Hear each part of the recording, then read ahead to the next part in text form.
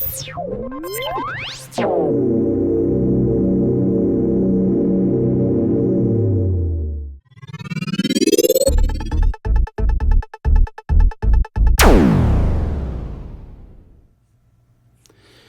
day, everybody, and welcome to Long Tracks and Tall Tales. We are your hosts, me being Scott G. Davis of Myth of Logic, and my good friend, also here with us today, Mr. Christopher M. Clark. Chris, how in the holy hell are you today, man? I am in the holy hell fine. How are you doing today? I'm just groovy. So we're diving into, you know, if you do any sort of discussion on progressive rock, eventually sooner or later you'll roll around to Genesis. Absolutely. And there will be discussions about, because they were such a rich band with such a rich, you know, the arguments about it, you know, is American prog any good? To me, they often center around the inherent Britishness of particularly Genesis. Yep. So they're kind of at the heart of all of this stuff. And one of my favorite bands, you know, they always talk about the big six. Well, two of them are bands I'd rarely listen to. And Genesis is actually my fourth favorite band ever. After Emerson, Lake and Palmer, Kansas, Rush, then Genesis, and Yes comes after that. That's my top five. I think I would probably, for me, put Genesis third after Rush and the Tangent.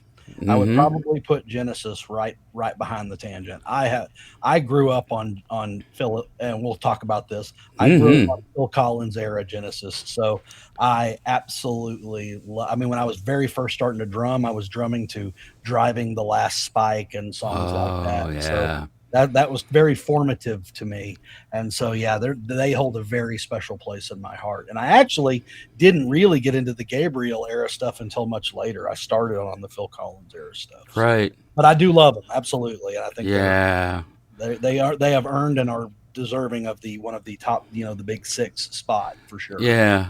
Well, like I was saying earlier, the bulk of the discussion tends to center around who is better, Phil or Peter. Well, at this particular point in my life and listening habits, I think I'm pretty equal, honestly, with each. I still prefer a lot of what Phil did. Well, I'll dive in here. Let's just get started. Let's dive. This was my first Genesis album, the lovely Seconds Out. Oh yes, this live album with Phil on vocals. And I saw it in the store that we were shopping in, and I just the cover photo is so awesome. Prototypical live rock. I mean, It's such a wonderful picture. It showcases that lighting effect that they use only briefly during the show, but it was so awesome.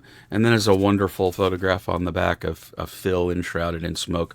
But after I got done staring at the cover, I looked at the track listing and I noticed side 3, Supper's Ready, one song.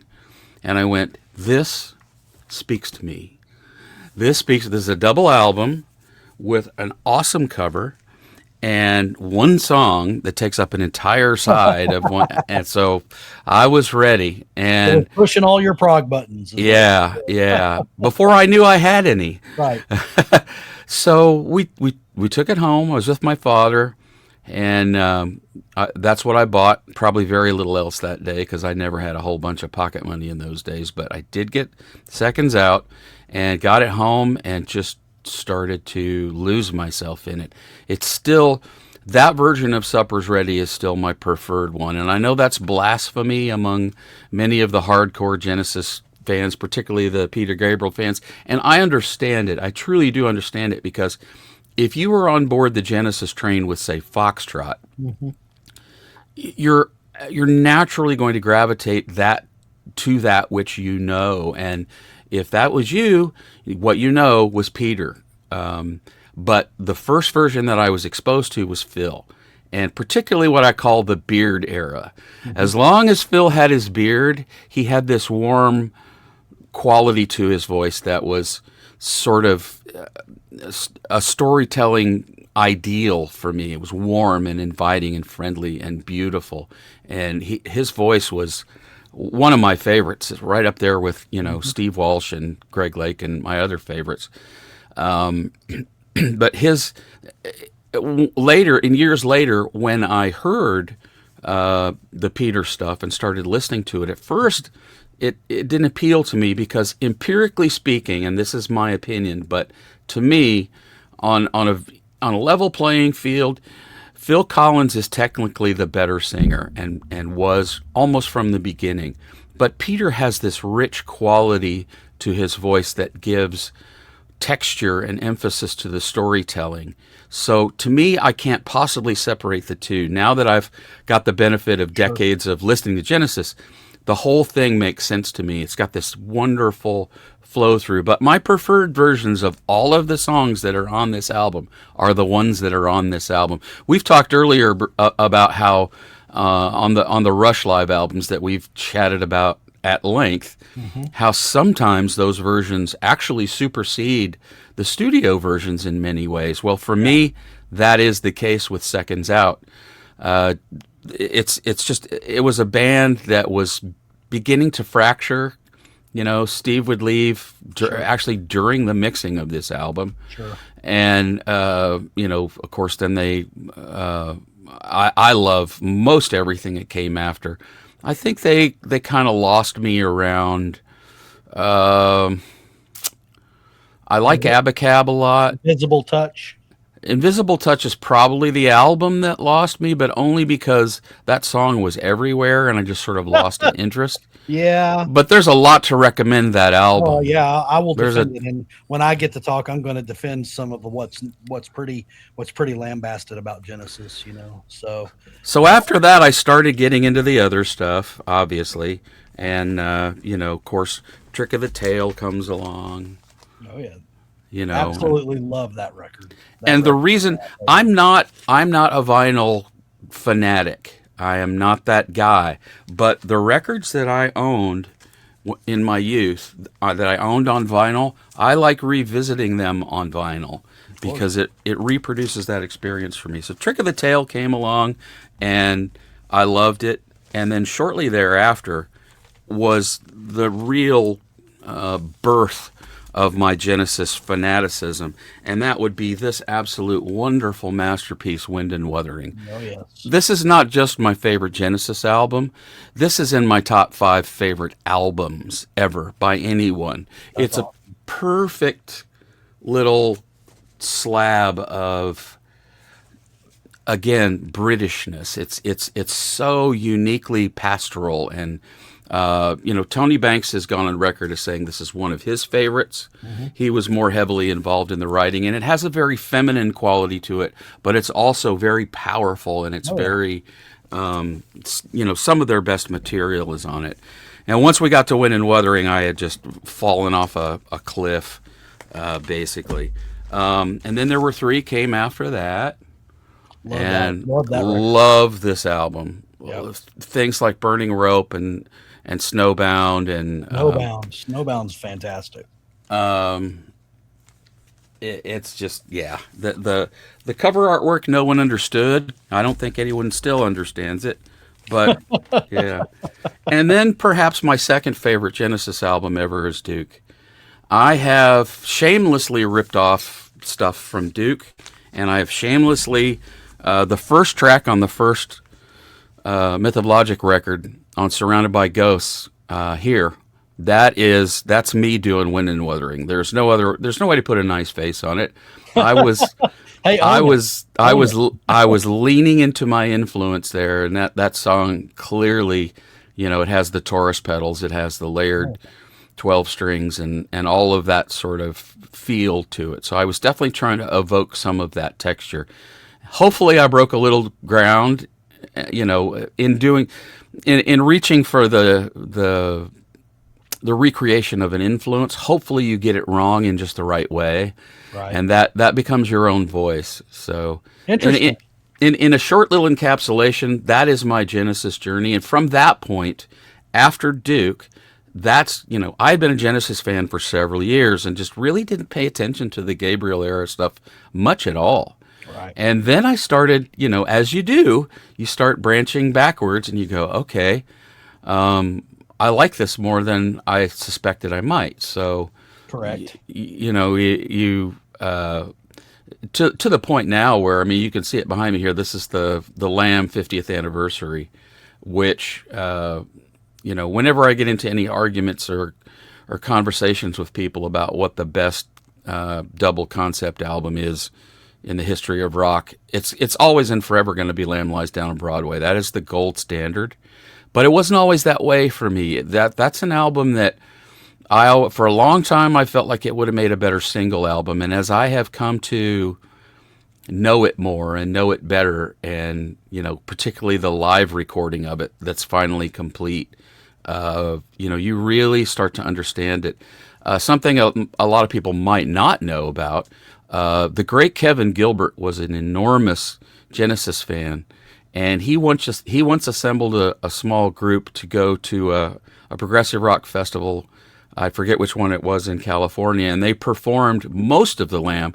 They edited it down for time constraints for their slot because it was a festival, but they played the vast majority of it.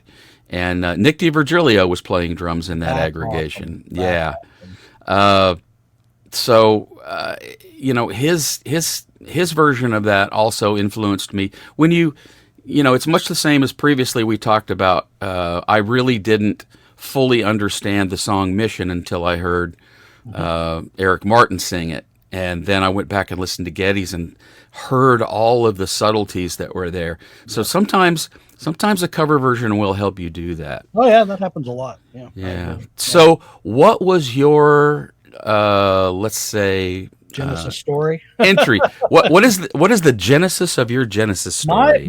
My Genesis entry is very unique and different, and far different than yours. My first memory of them was my cousin buying the tape Genesis at the mall here in Odessa, and me listening to it and just being fascinated and a little creeped out by Home by the Sea and Second Home by the Sea, and being like, what is this? This is not like regular standard rock music. That's my earliest memory of them. And then for a while, even though she had bought the album and I had listened to it a little bit, and my mom had it too. And my mom is not a prog anything, but she liked Genesis. Everybody liked Genesis at that time. And she had that album too. And I remember listening to that. I remember listening to Silver Rainbow and being like, this is so weird and so interesting and unique and different. But despite that, I was pretty young and I didn't go on a search for Genesis. My personal real heavy entry into them, believe it or not, was around the time of the live albums, volume 1 and 2 of The Way We Walk. These two right here. The shorts and the longs. The shorts and the longs. Yeah. And that, people are like, that's pretty late to get into them. Yes, it is. But these two albums are what really, really made me absolutely love Genesis. And this is a great way to find them if you've never found them before, because it's the shorts and gives you all the short songs that are the more poppy and the more, the more commercially acceptable ones. And then it gives you the long ones. And I mean, the old medley, which is just fantastic. Driving the Last Spike, which is one of my favorite songs of theirs. Domino, which is another one of my favorite songs of theirs. Fading Lights, which is one of my favorite. I mean, they're all on the longs here. So this was just a really, really good encapsulation to me of what they were about. And because of listening to these, I started seeking out the albums. I wanted to go back to something that you and I have talked about before. I think it applies with Genesis almost more than any other band. People who like them almost always really prefer one era over another, almost always. And it is almost always because of your entry point. I vastly prefer the Collins era, because that's when I came into it, and that's the voice and the sound that I associated with. And it is not to say, much like you, it is not to say that I do not like the Peter Gabriel era. And in fact, I do like it very much, not as much as the Collins era, but I do like it. but I didn't come to it until far later in my discovery of them. Um, it was actually years later when I had matured and was in my probably 20s, or maybe even late 20s, early 30s, when I was listening to something. I don't can't remember what it was, but it was Watcher of the Skies, Hmm. and I was like, "Wow, that's so cool!" And Yeah. and then realized that's not Phil Collins. No. That's Peter Gabriel, and that was what made me go look back and go, "Okay, where was that from?" And I started my Peter Gabriel, foray. And what you have to know, and you know this, those are they have a continuous thread that makes sense from the very beginning to the very end, but those are two completely different fields: the Hmm. Gabriel era and the Phil Collins era. And the Gabriel era is far more the old world prog. And it is why you'll have the people who love Gabriel who say, well, Genesis was only really prog when Gabriel was with him. And then when Phil Collins took him, they got pop commercial crap. And I don't like anything with what Collins did, which I vastly disagree with. Conveniently forgetting how big and mainstream Peter was after he left the band. Eventually, Exactly. took 5 albums, but But he did. And exactly, that's exactly correct. Okay. yeah, And I will agree with people. The Gabriel era is the old world prog, but I'm going to tell you something. And I'm here right now to say this to everybody who's listening and watching. There is prog throughout their entire catalog. I Their couldn't agree more. I entire could not catalog. agree more. Yep, front to the last album. Yes, and Yes. Invisible Touch has Domino, which Hmm. is one of the better prog epics I've heard. All right, this album is killed by people. We Can't Dance. Okay, and I'm going to tell you something. I Can't Dance is probably the worst Genesis song ever written. It Yeah. absolutely sucks. Even though even live, it wasn't too bad when I went and saw them, in 2021 or whenever they played their final tour, and I finally got to see them in Philadelphia. They Hmm. played I Can't Dance, and I don't like that song, but it didn't sound so bad, in a live setting. But I mean, it's just not good. But this has Driving the Last Spike. This has Hmm. Fading Lights. Fading Lights. Those are both progressive mastery, Yep.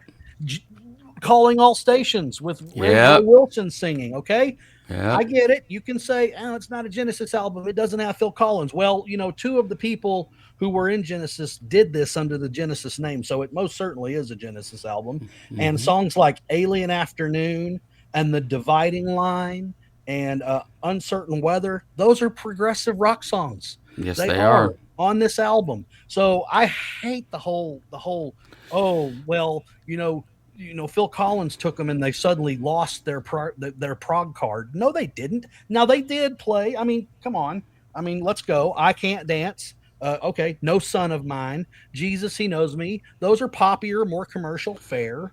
I actually like Jesus He Knows Me Oh, I quite a like the bit. song, but it's That really song's not cool. proggy. It's really not. This album actually has another one of my absolute favorite song on it in Dreaming While You Sleep. Oh yeah. Oh, Dreaming While You Sleep is so good.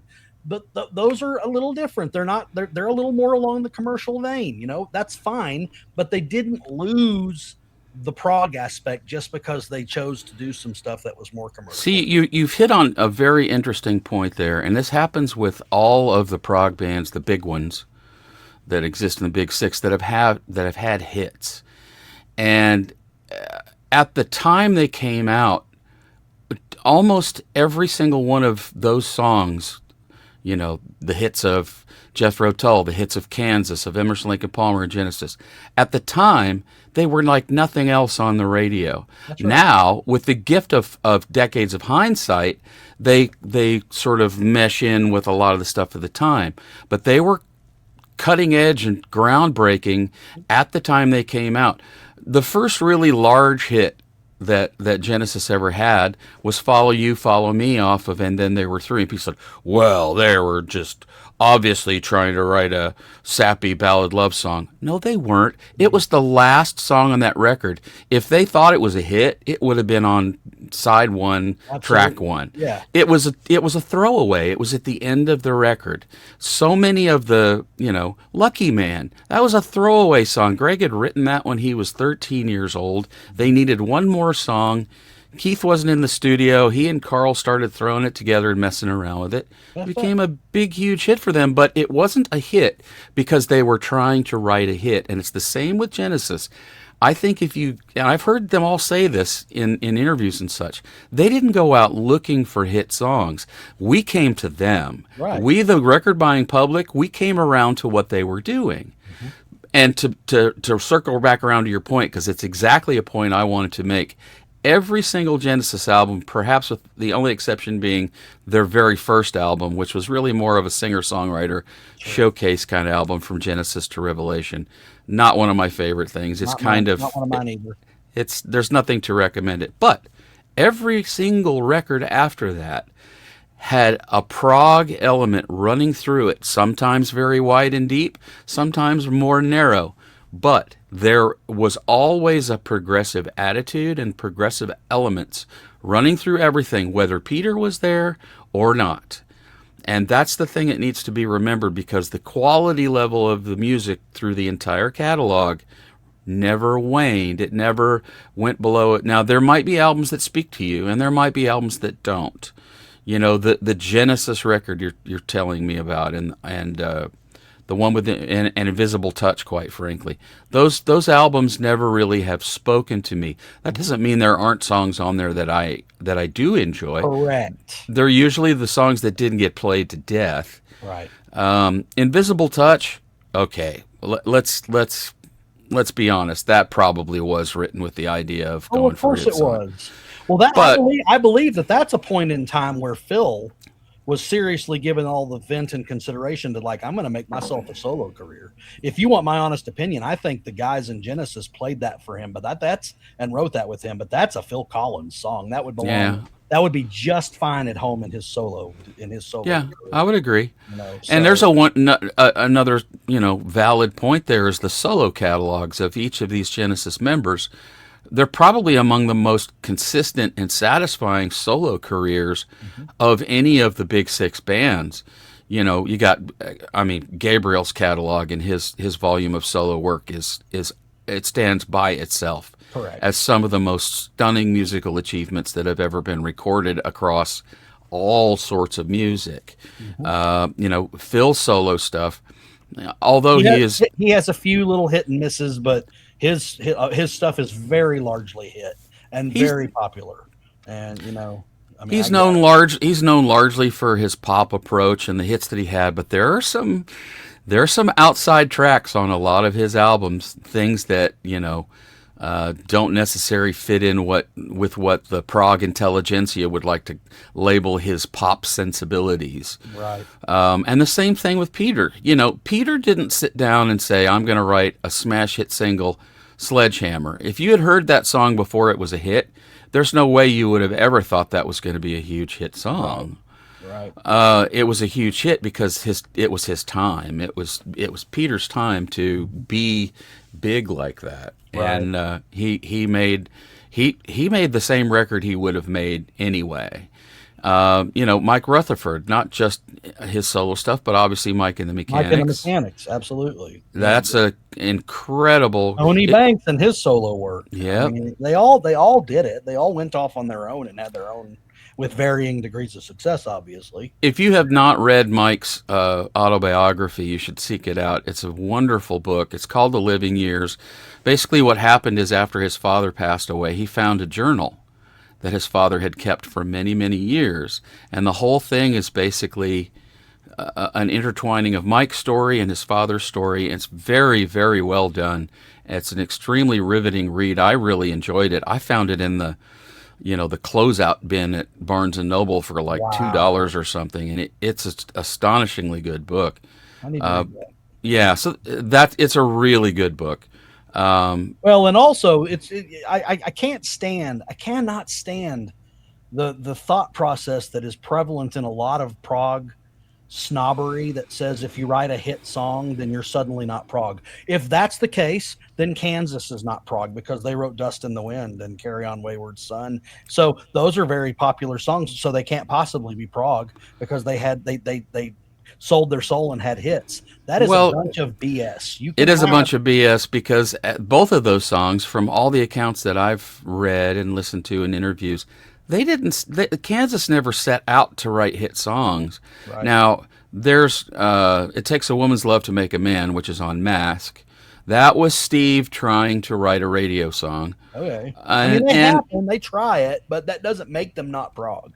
Carry On Wayward Son was not an attempt to write a smash hit song. It just ended up that way. We came to them. Right. And you're absolutely right, Chris. I could not agree with you more. The snobbery that's prevalent in the prog world, because it's kind of mystifying because you would just make the assumption that prog fans on the surface would seem like they're more open-minded, but they're anything but by and large. They are not. And I will be the first one to raise my hand and say when it comes to certain things, I can be very closed-minded about certain aspects of prog. I'm fully willing to shamefully admit that.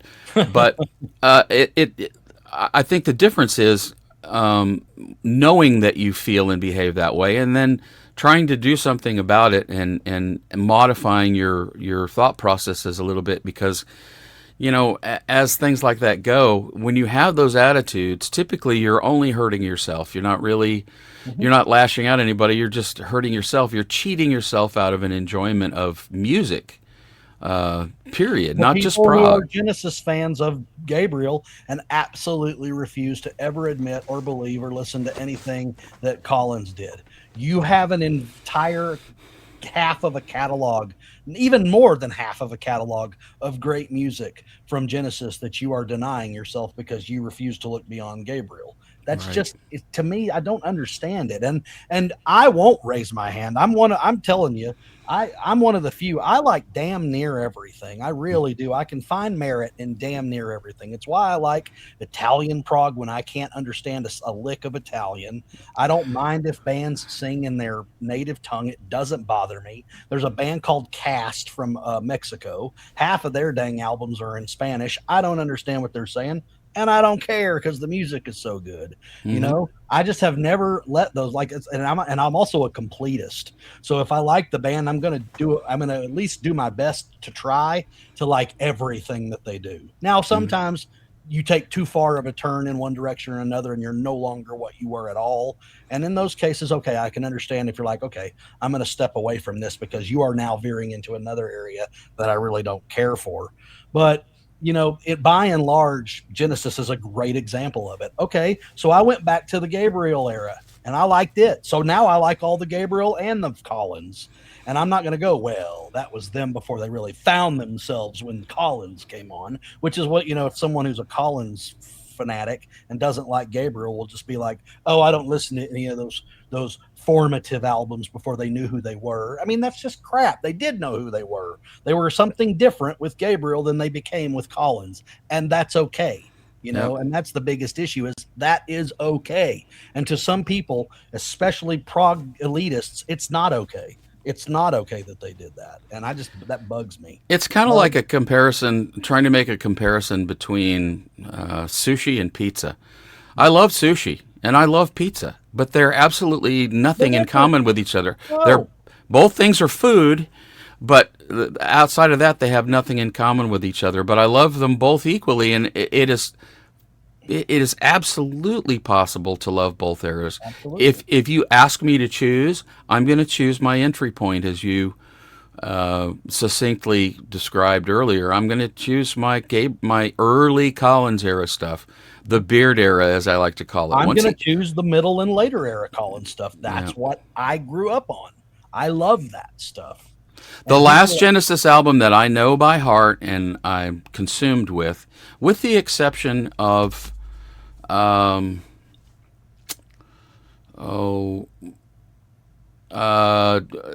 Jesus, He Knows Me and Driving Last Bike. Those were on We Can't Dance. We Can't Dance. Yeah, with the exception of that title track, which I actually absolutely despise. You leave that track off, and that's a genius album. It's genius. I Yeah, absolutely love that record. Except I actually lost track of them after Duke. so you missed the era of Invisible Touch and Abacab, and I know all those albums. I've heard them all.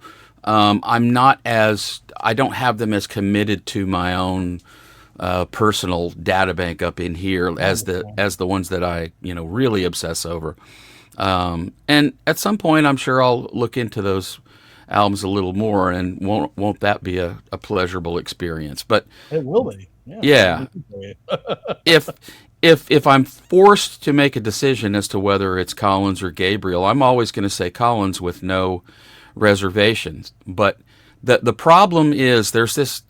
It's fed by the internet, and it's fed by what I call the football mentality that you have to be on one side or the other, and if you're on the other side, you're the enemy, and that's just not. It should not be applied to music. If you want to feel that way about football or about baseball or basketball or whatever sport it is that you're in, it's part of that world, and that's fine. But I would rather listen to music because as much as I'm a fan of certain sports teams, I will always fall back to music before sports because music will never let you down. Your favorite team might let you down at some point because that's the way it goes.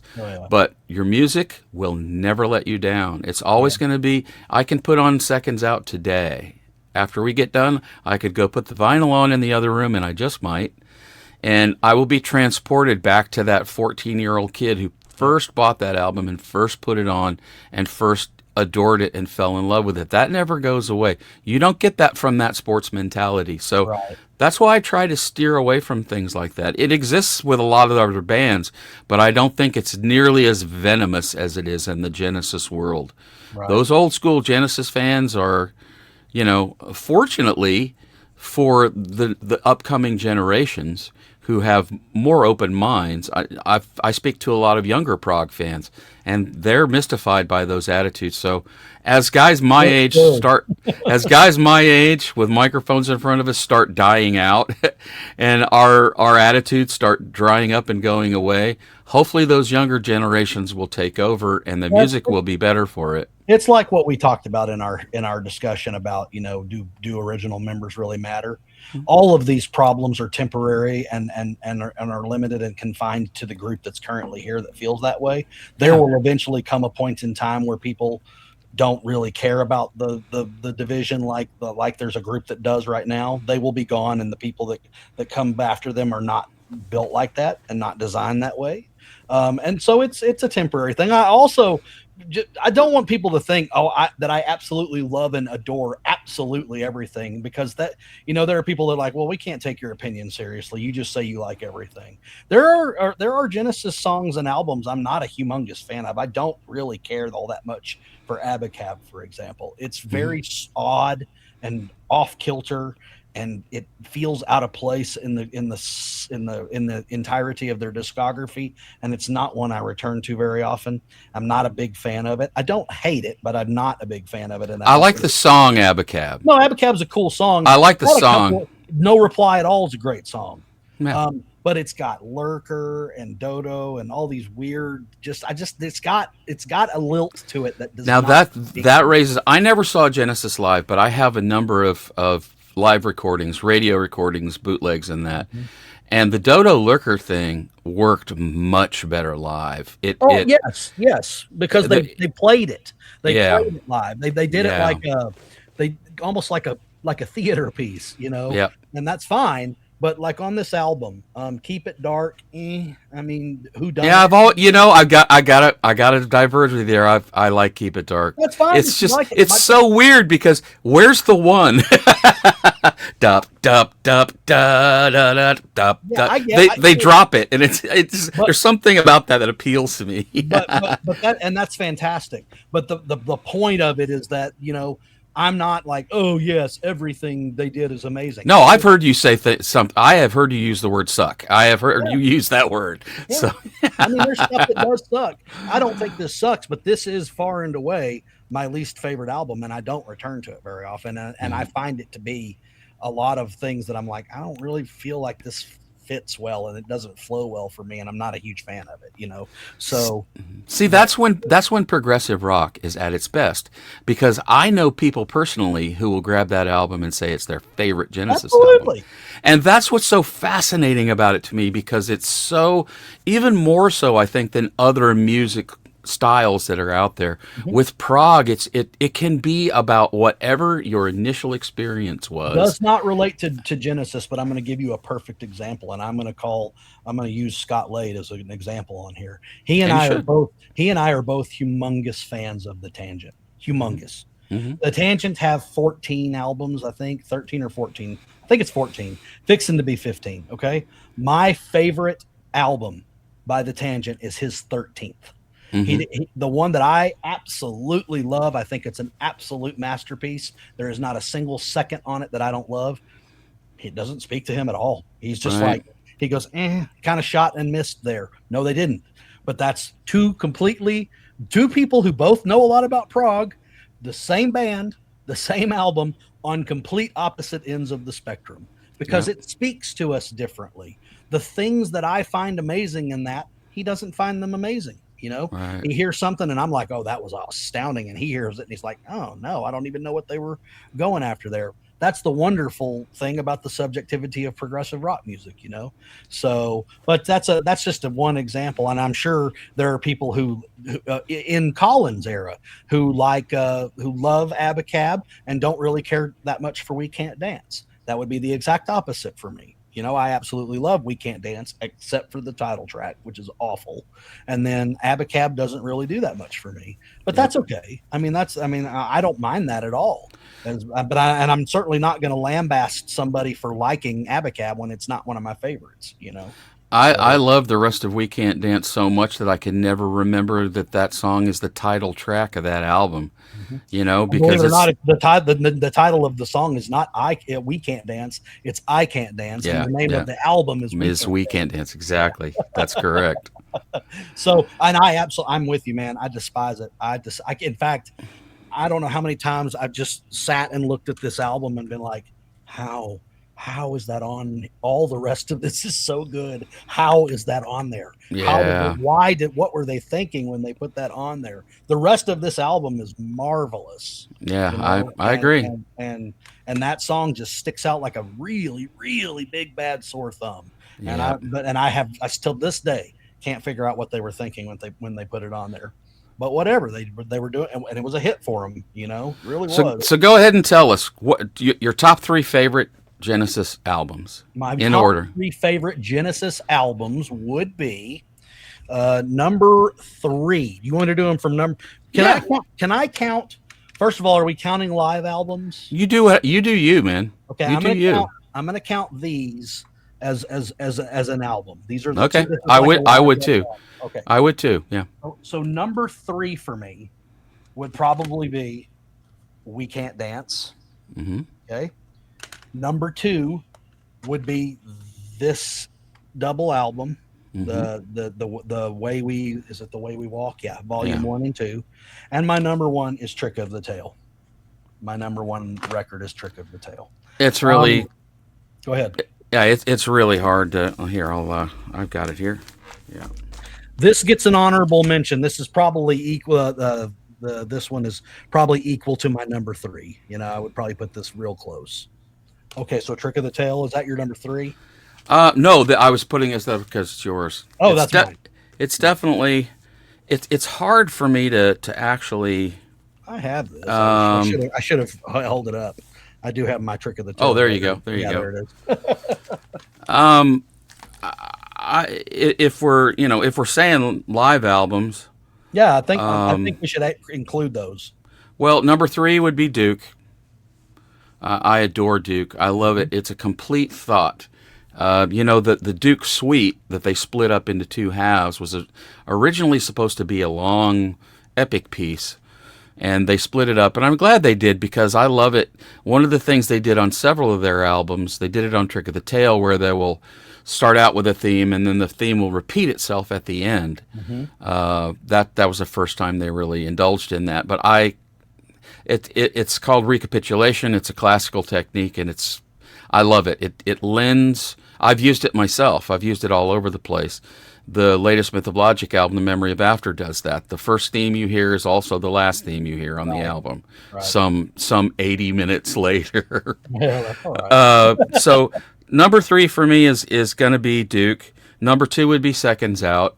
I will always have such a soft place in my heart for, that was my gateway drug. That was where I came into the world of Genesis. Right. At the time, I knew about Yes, and I knew about Rush, and Emerson, Lake and Palmer. And I didn't really know about King Crimson yet. I didn't really know about Jethro Tull yet. There was a lot of prog I didn't know about yet. Yeah. And Genesis just sucked me in with that. And for me, number 1 is Wind and Wuthering. Oh yeah. It's just such a perfect singular, and it's truly texturally, it's unlike the rest of their catalog. It has direct connections all the way back to like Trespass, and it hints at where they were going. And Phil just sings his butt off. Duke. That's a great record. I love Wind and Wuthering. It's just I've always, one of the things I love about Duke, aside from what I've already mentioned, is, and I've said this on record before on other programs, Duke is the album where we are introduced to Phil Collins as an absolutely world-class lead vocalist, a rock lead vocalist. That's where he truly came into the power of his voice. The beard came off shortly before that, and then he revealed this, new power to his voice that he had found right. In the wake of his solo album and his divorce and everything. And he had this. I mean, there's not a duff moment on Duke for me. I love absolutely every moment. I love Man of Our Times, which is a song that a lot of people will kind of brush off, but I can sit and listen to the entirety of Duke and love every moment of it. Yeah. And Wind and Wuthering was an album that myself and my good friend Duff Toole, he had it on vinyl, and when we would decamp to his house every day after school, that was one of those records that would get played more often than it didn't. We just, Blood on the Rooftops is on that record, and 11th Earl of Mar, and it's as, to my way of thinking, it's as close to a perfect prog album as it really gets. Well, and you talked about the proper Britishness of it. Even the cover, just plain as it is, it's just so proper Brit. There's the bleak landscape with the tree. I love the album. It's not one of my top 3, but I love it. It's great. Yeah, I think an interesting parallel between you and me personally. Both of our gateway drugs into the band were live albums, right? And they're both our second favorites. Yeah, that's well. That has to be high on my favorites list because it was my gateway. Yeah. But the Wind and Wuthering, which several of the songs that are on Seconds Out came from that. It speaks to me. It really does. It's a very the emotion that builds in me when I hear that album is something I've tried very hard to conjure up in Mythologic music, and with varying degrees of success. It's kind of funny when you speak about songs and output from a songwriter's point of view, and I've written a fair amount of songs at this point. Some of the stuff that I really thought would bowl people over just didn't do it. Yeah. I worked really hard on a song called A Construct of Delusion, and I really thought that was going to be something that grabbed people. This is something that's kind of, as being part of Mythologic now, the new album's not going to be out till next year. Right. I think a part of that is, I realize how the world moves. It moves fast. But I think in the world of progressive rock, it's moving too fast. Think back to when you were in your teens and 20s. The albums that really sunk into you and have stayed with you, you probably didn't get them right away. No. It might have taken years. If you ask Scott Lade what his favorite album is, he'll say Tales from Topographic Oceans. But he had to practically put himself in prison camp with that album and knock it over his own head before he finally got it, because it's such a impenetrable maze of music, and now it's his favorite album. He will tell you that. So honestly, I think the sheer amount of new prog that's coming out on a monthly basis. If I was doing reviews of progressive rock music right now, I would be talking about my best of 2023. Right. You and I've talked about this. Because you cannot, this is not like the best movie, this is not the Grammys, this is not the Oscars. You cannot possibly digest what is already a dense style of music times 200 or 300 releases. There is no way that you can accurately dissect that down into a top list, or say a top 10 list for each year. I think someone needs to come out, a serious prog reviewer, and say, okay, here's my top 10 from 3 years ago, because I've just finally digested it enough to give honest, And I think the word you use there is accurately. I do those end of year, top 25s, and they are what hit me, but I can guarantee you that there are going to be ones of those that fall out the more I listen to them. Yeah. Oh no. And then like, oh man, I really love that. And it goes up, and it was like number 24 and it ends up being like number 8. Yeah. I mean, I get what you're saying. There's just no way, if you're trying to give everyone a fair shake, that you can give everyone a fair shake and digest it in the manner you need to really understand it. To accurately rank it. There is a glaring example from last year, and I'm not going to name it because you're not going to get me to name it. It's an album that came out, everybody went batshit for, and I enjoyed it very much. It grabbed me on the first listen. I've since listened to it 3 times more, and I like it less every time I hear it. So that's the other side of that particular point. I mean, that's what I'm saying. I mean, there'll be things I listened to that I was like, holy mother of God, that's awesome. And then 3 months later, I'm like, it's okay. It's not as good as I thought. One that's happening this year, Woodcut, Big Train. First listen, it's good. It's not like all world beater, but it's good. Now I've listened to it 3 or 4 more times. Ooh, it's getting better, but you have to give it those listens, I mean, it's not something you just snap judgment and go, oh, yeah, or no, or, I mean, you have to really, especially in this genre, you have to really, really digest it before you can really make an informed decision on it. I'm personally very excited for the new Yes album. I've listened to that new song at least a dozen times, and I like it more every time I hear it.